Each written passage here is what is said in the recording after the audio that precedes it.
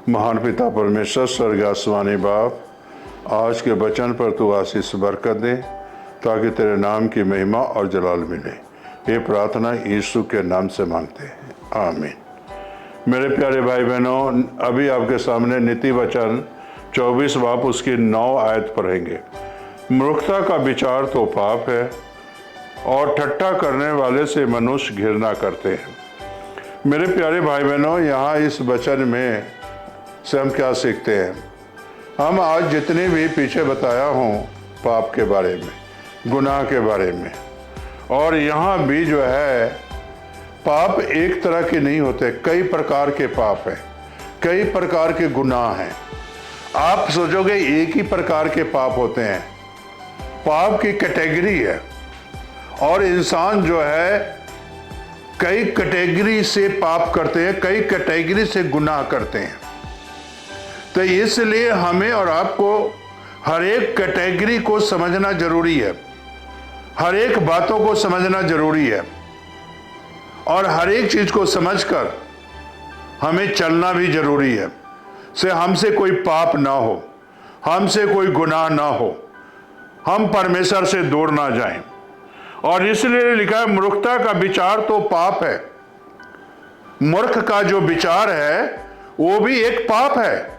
मूर्ख का एक विचार होता है, वो भी गुनाह है और वो भी एक पाप है। मूर्ख के सलाह मानोगे तो वो भी एक पाप है। मूर्ख जो है आपको कोई अच्छी चीजें, अच्छी रास्ता नहीं दिखाएगा। मूर्ख जो है आपको गुनाह की तरफ लेके जाएगा। मूर्ख आपको गुनाह में ढकेलेगा।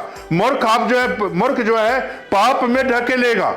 मेरे प्यारे भाई और बहनों, जिसके पास जीवन ही नहीं है, जिसके पास जिंदगी नहीं है, तो मेरे प्यारे भाई बहनों वो आपको कैसे जीवन दे देगा?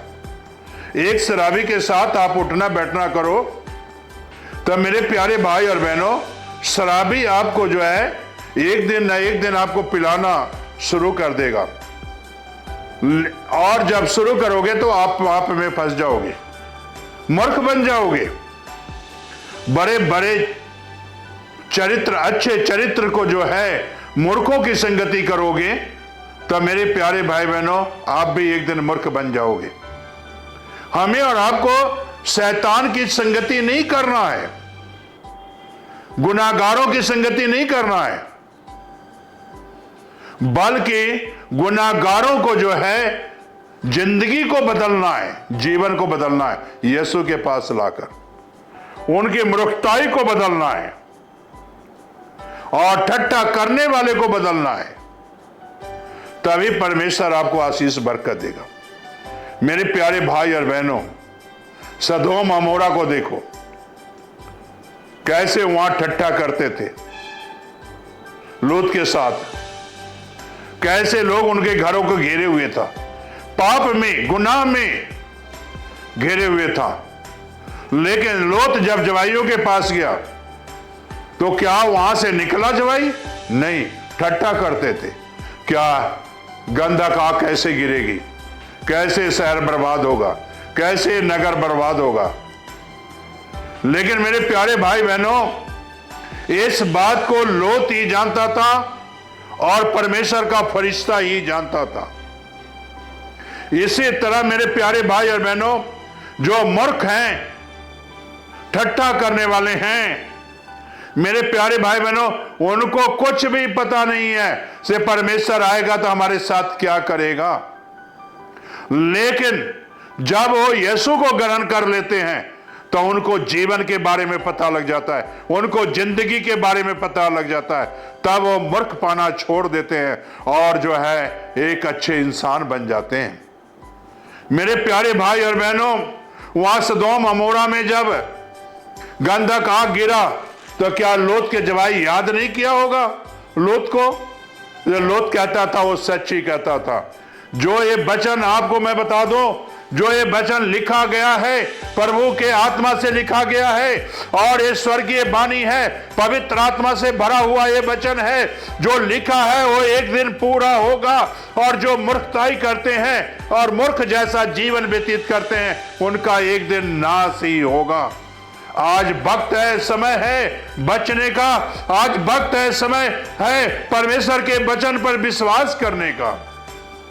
क्या आज आप विश्वास करना चाहते हो या नहीं?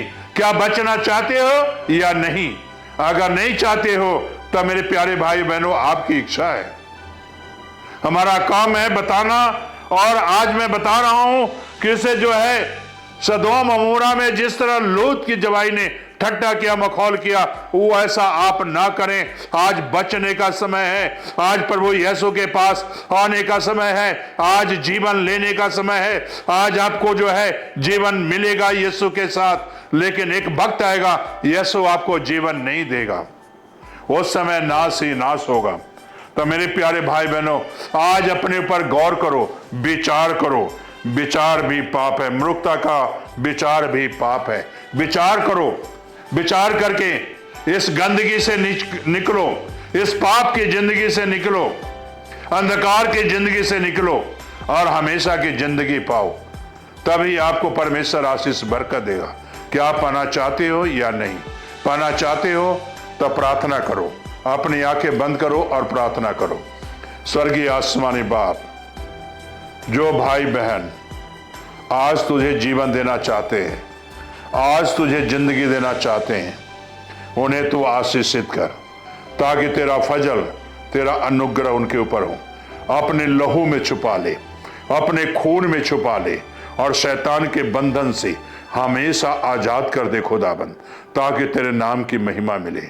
खुदाबंद आ, उन बच्चों को छू और आशीषित कर, चंगाई दे, यीशु के नाम से, आमीन। हाँ जी।